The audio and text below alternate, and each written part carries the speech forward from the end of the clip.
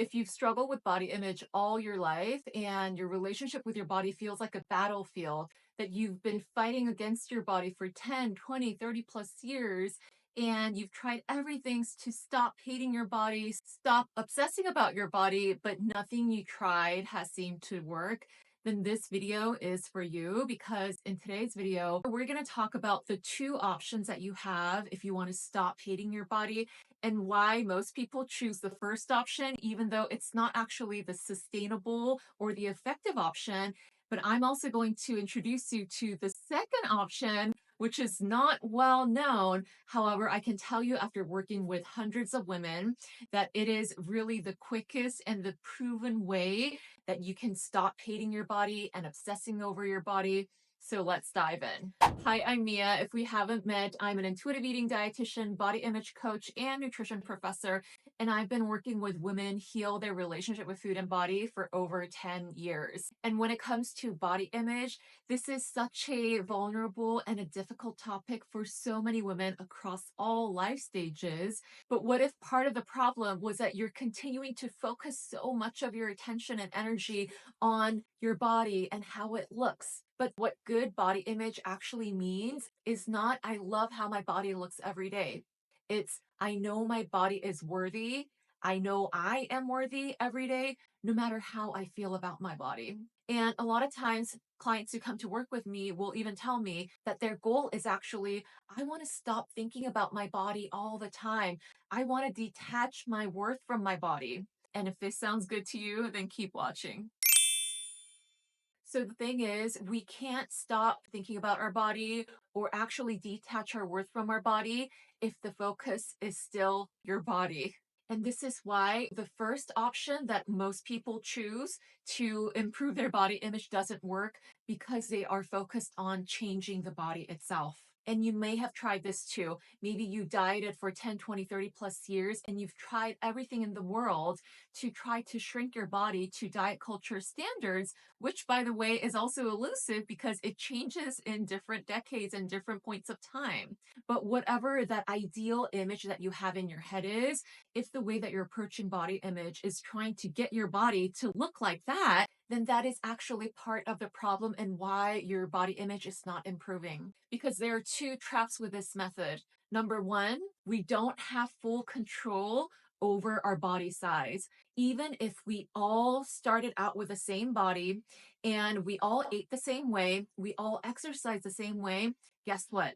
In time, we would end up in different body sizes, because there are so many other factors other than food and exercise that contribute to how our body size actually is determined. Genetics is a big part of it. Environmental factors are a big part of it. Stress levels are a big part of it. Pre-existing conditions and medications are a part of it. But when we think that body size is just a matter of how you eat and how you move your body, then it ends up being that you become so much more hyper focused on your body size and how it looks. And it also continues to put you in this battlefield with your body, because inevitably, if you restrict yourself too much, if you're fighting yourself with food all the time, then your body starts fighting back. And the second trap to this first option of trying to mold your body into the thin ideal or the society's ideal body size is that the way that we see our body is actually not objective at all, because the definition of body image is not actually how big or small is your body size, it's how do you perceive your body. And this is determined by the filter that you see your body through.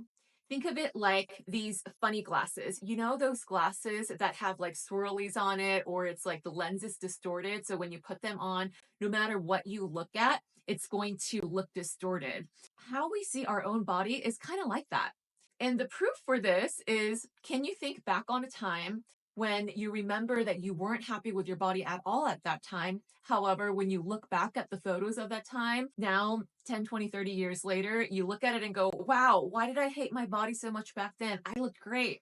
And that's because at that time, you were seeing yourself through this lens that said, my body is not good enough. And so it didn't matter what your body size was. And now you're probably continuing to look at your current body through a similar lens that I am not good enough. My body's not good enough. And I even had a client once who came to me because she had been on some really restrictive diets and lost a lot of weight.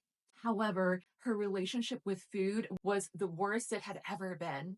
She was being so restrictive, so obsessive around food, and she actually met the clinical diagnostic factors for anorexia. But she lost a lot of weight, and she said, I'm getting a lot of attention, but I still feel inadequate. I still feel like the fat girl inside. That those were her exact words. And so she still didn't feel confident. She still didn't feel worthy. She was questioning all the guys who were interested in her. And on top of that, she had the most difficult relationship with food that she ever had.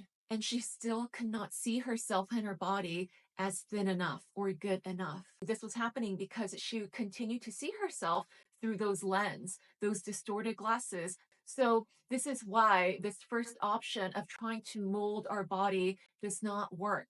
It does not work because our body size is not within our full control. And two, no matter what your body size is, if you continue to see yourself through these distorted lens, you're still not going to like what you see. So a lot of times when I work with clients, we're not working on changing the body, but we're working on changing the filtered lens that they're seeing themselves through.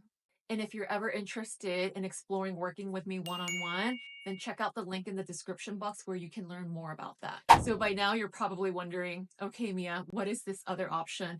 I know the first option too well. I know it doesn't work. I've been on enough diets. I've spent enough years in controlling food and body. What is this other option? So the second option involves two things. One, it has to do with feeling physically good in your body. And the second one has to do with feeling emotionally good in your life. So let me break this down for you. Feeling good physically in your body is one of the ways in which you can lessen the distortion of the lens. Because here's the thing, it is absolutely impossible to feel good about your body when you don't feel good in your body. Let me say that again. It's impossible to feel good about your body when you don't feel good in your body. Because let me ask you this, how do you feel when you're on a diet and you're denying yourself of the foods that you want? It feels terrible. When you're hungry, when you're starving, when you're fighting yourself for the foods that you actually want to eat. And the longer this happens, the more intensely your body starts fighting back by thinking more about food, by binge eating. And all of those things leads to not feeling good in your body. Also, over exercising doesn't feel good in your body. Ignoring stress doesn't feel good in your body. Not sleeping enough or taking breaks doesn't feel good in your body. And it's no coincidence that when you have heightened stress, when you are sleep deprived, when you have a lot of other things going on in your life that makes your life chaotic and makes self-care difficult, that these are also the times that you are more likely to hate your body because the body becomes the scapegoat in this way. And so, one of the ways in which you can protect your relationship with your body and improve your body image is by prioritizing self care and how you feel in your body. Eating nourishing foods multiple times a day, enjoying foods mindfully when you eat something that you crave, getting enough rest, getting movement that feels good to your body, taking care of stressors that are happening in your life, wearing clothes that actually fit comfortably in your body. These are all ways that you can promote feeling good physically in your body. That's going to make it less likely that you're going to blame everything on your body. Because another thing that happens when you actually take care of your body and your self care needs is that it sends a powerful message to your body that you matter. Think about your most valued possessions that you have in your life. Maybe it's something very meaningful to you that has a lot of sentimental value. Maybe it's something very expensive, like a very nice piece of clothing. Think about how you treat these things that you value. You take care of them. Taking care of it means you're valuing its worth.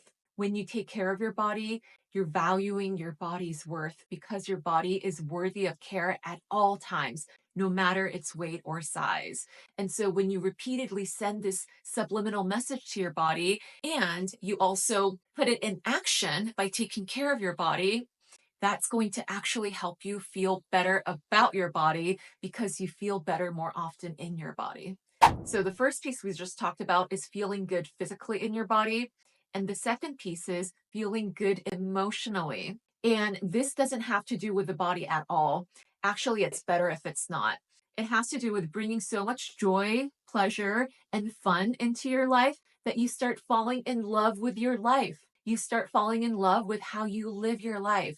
The more emotionally fulfilled we are in our life, it's also less likely that you would make your body the scapegoat.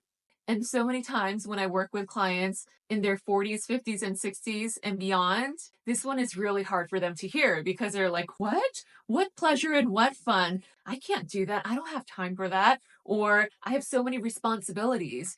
And a lot of us have learned this through diet culture, through hustle culture, maybe also through this good girl conditioning that so many of my clients identify with. And I definitely identify with it too. It's this idea of, I need to be good. I need to serve others. I need to take care of those around me. And of course, these are beautiful things. However, when we go to the extreme ends of taking care of everyone else at the expense of abandoning our own needs, abandoning our own wants and desires and things that bring us joy, then that's when this dissatisfaction in us starts to bubble. And that's when making the body the scapegoat for why I am unhappy or why I don't feel fulfilled. When in reality, there can be so many other areas in life where we feel lack, that we're not giving ourselves permission to get these needs met.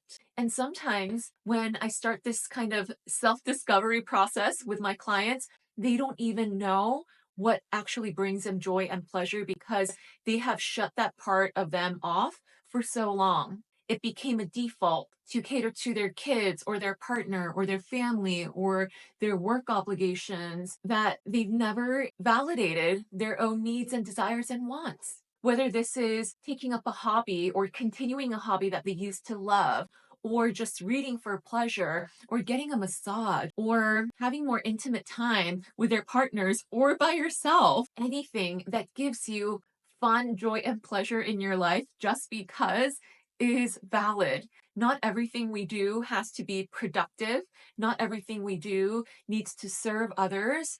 And I can't tell you how many times when clients start to give themselves permission to even explore what they always wanted to try, go back to dancing or drawing or spending more time with their friends, or just allowing themselves to rest and recuperate and get some me time. This could look in so many different ways. But the point is that you actually have to connect with yourself. You actually have to give yourself that permission to say, hey, your wants and needs matter. Hey, what if we try this? Hey, wouldn't that be fun? What if we go ahead and give it a try?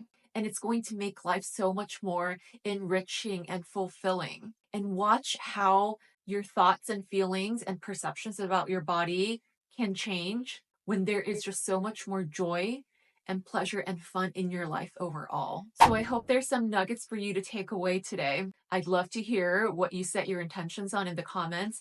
And if you feel like body image just has been an impossible struggle for so long for you and you need personal support around it, I'd love to have a chat with you. You can submit an application to work with me in the description box. Also, I have a free resource that's called the Body Image Emergency Toolkit that's going to help you get through those really difficult body image moments. And you can grab that in the description box as well. Thank you so much if you watch all the way until the end, and I'll see you next time.